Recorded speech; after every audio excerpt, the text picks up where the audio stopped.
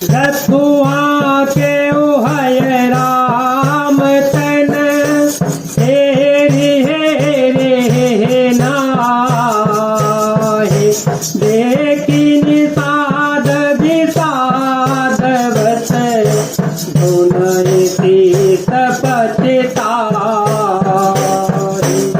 सुमंत्र ने रथ को हाँका। घोड़े श्री रामचंद्र जी की ओर देख देख कर हिरनाते हैं। यह देखकर निषाद लोग विषाद के वश होकर सिर धुन धुन कर पीट पीट कर पछताते हैं। जा तो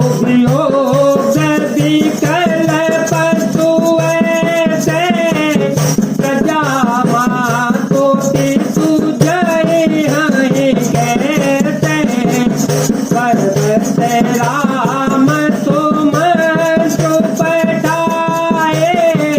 सुरत रे तीरया आए मांगी नावन के बटवाना मांगी नावन के बटवाना कहीं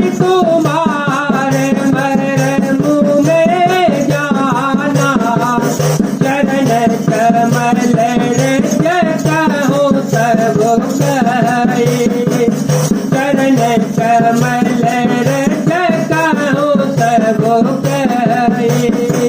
मानो सरकरनी मूरे कछोही मानो सरकरनी मूरे कछोही।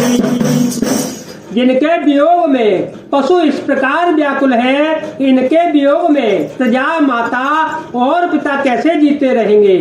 श्री रामचंद्र जी ने जबरदस्ती सुमंत्र को लौटाया। तब आप गंगा जी के तीर पर आए। श्री राम जी ने केवट से नाम मांगी, पर वह लाता नहीं। वह कहने लगा, मैंने तुम्हारा मर्म भेद जान लिया।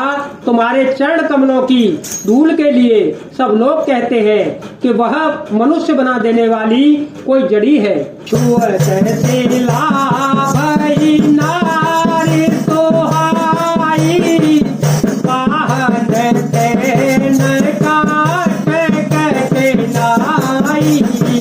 सरने ओ मुंडे घरनी होई जाई काट पर मोरे नाव ओढ़ाई सत्य पाल ओ सबो परिवारो नहीं जान ओ कैसो और सवारो जो पे पार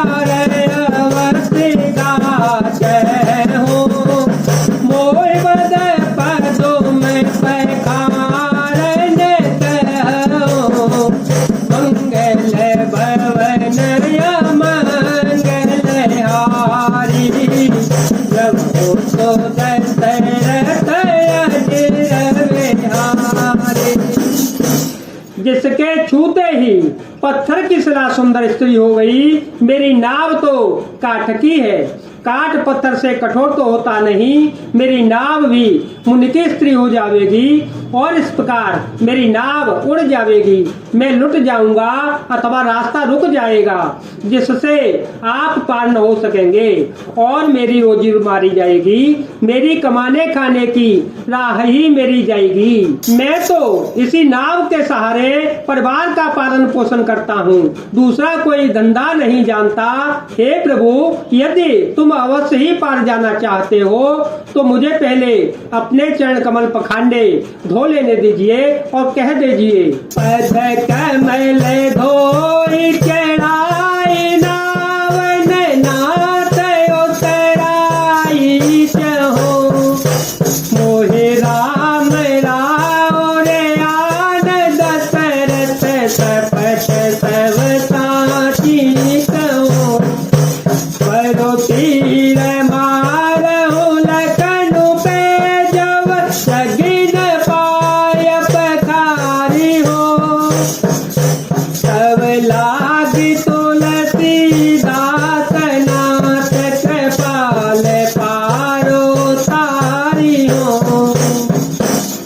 हे नाथ, मैं चरण कमल धोकर आप लोगों को नाव पर चढ़ा लूंगा। मैं आपसे कुछ उतराई नहीं चाहता। हे राम, मुझे आपकी दुहाई और दशरथ की सौगंध है। मैं सच सच कहता हूँ। लक्ष्मण भले ही मुझे तीर मारे, पर जब तक मैं पैरों को पखार न लूंगा तब तक हे तुलसीदास के नाथ, हे कृपालु, मैं पार नहीं उतारूंगा। सोने के वट के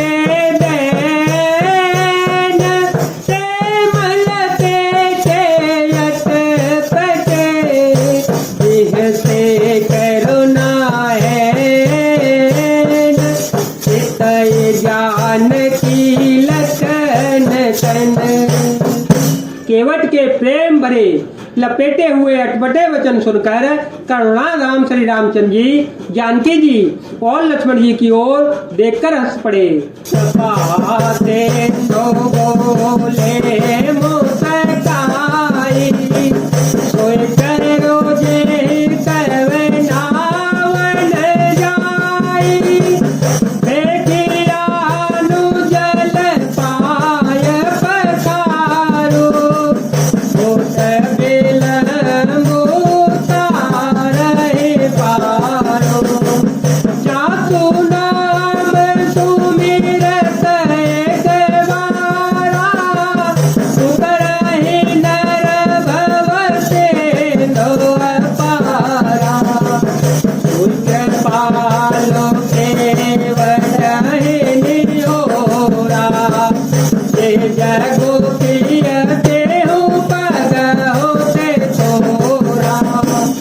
कृपा के समुद्र श्री रामचंद्र जी केवट से मुस्कुरा कर बोले, हे भाई, तू वही कर जिससे तेरी नाव न जाए।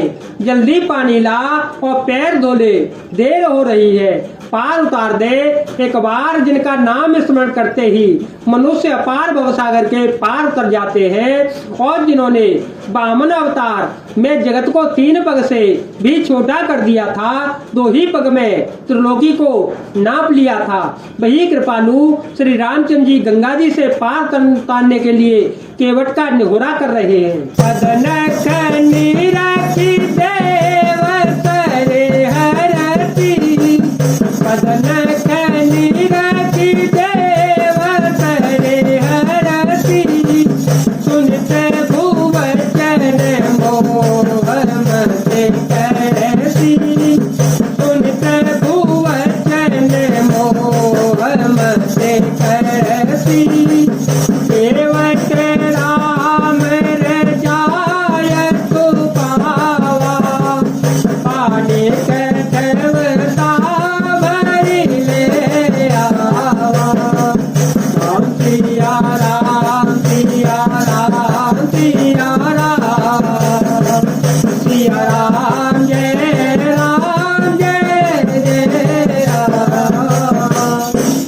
प्रभु के वचनों को सुनकर गंगा जी की बुद्धि मोह से खिंच गई कि ये साक्षात भगवान होकर भी पार उतारने के लिए केवट का निहोरा कैसे कर रहे हैं।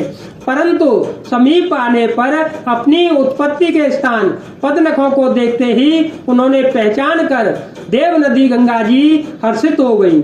वे समझ गई कि भगवान नरलीला कर रहे हैं। इससे उनका मोह नष्ट हो गया और इन चरणों का स्पर्श प्राप्त करके मैं धन्य हो जाऊंगी, यह विचार कर वे हर्षित हो गई।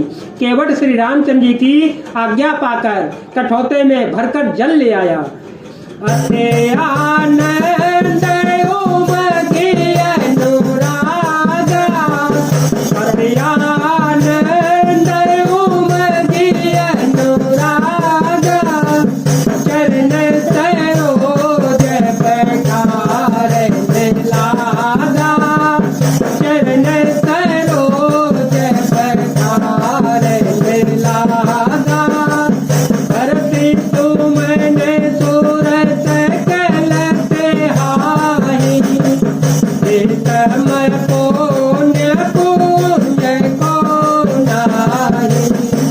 अत्यंत आनंद और प्रेम में उमंग कर वह भगवान के चरण कमल धोने लगा।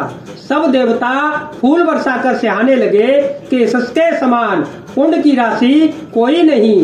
पद पैखारे जल पान करे